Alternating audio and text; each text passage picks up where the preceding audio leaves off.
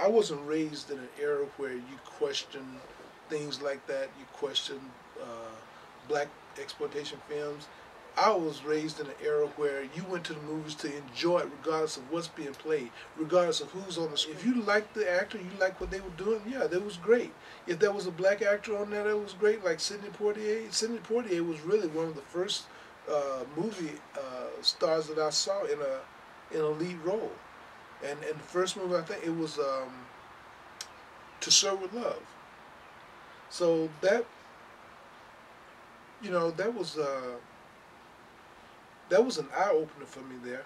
But I still wasn't at that time asking the question, how come there's not more black people in movie theaters? You know, because I had been indoctrinated to believe that these white actors are the best actors and they're great to watch. And if you enjoy watching them, why should you be complaining? If you're enjoying it, keep watching it. Like I said, this movie theater that we went to in my hometown, the Alamo, the blacks would sit upstairs in the balcony area, and the whites were downstairs, which is really not a good place to be if you're, got me sitting up here in a crappy environment, and you got me up there with drinks and popcorn, and you down here, so there was a lot of times that a lot of the kids would throw popcorn and ice over the balcony. Who did it? You don't know who did it. Sometimes it would come from all the way in the back.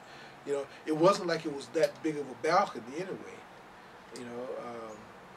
I guess there might have been about 10 or 15 rows there. So limited seating. Yeah, but it was, if it was full, they were standing. Even if there was seating downstairs, you would still stand. You still have to go upstairs to the balcony. Really? Yeah, the chairs that we had, they were all ripped open and stuff like that, springs popping through them, But you look downstairs, you can see they had leather seats. No, you enter through a side entrance, and as soon as you walk in the door, the ticket, everything, only two people could stand inside the door at one time. That's how close it was. So you get your ticket, and then the stairs are right there. Then you just turn to your right and you start walking upstairs. That's also where you had to get your food from. Your refreshments. Okay. But the person that was selling the tickets also sold the tickets to both sides, because she had an entrance to both. There was a window for both blacks and whites on the other side. I experienced racism and prejudice just about everywhere I've gone. When I went into the military, when I left Georgia, I went to Texas. And I went into I had my uniform on. I didn't have a car. I had my uniform on. So I was walking from the base to downtown. Well, I didn't realize how far downtown was. And so then I stopped at a bar, and there was a Mexican bar, and I asked him for a beer. And his comment to me is that, hey, we don't serve niggas in here.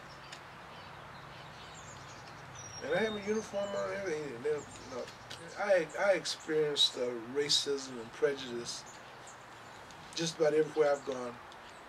When I went into the military, when I left Georgia, I went to Texas.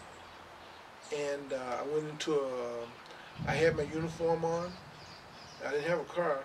I had my uniform on. So I was walking from the base to downtown. Well, I didn't realize how far downtown was. And so then I stopped at a bar, and there was a Mexican bar, and I asked him for a beer. And his comment to me is that, hey, we don't serve niggas in here. And I had my uniform on and everything. And then I went to Germany, and there were certain places in Germany where certain people had believed that black people grew tails and they were like animals at night.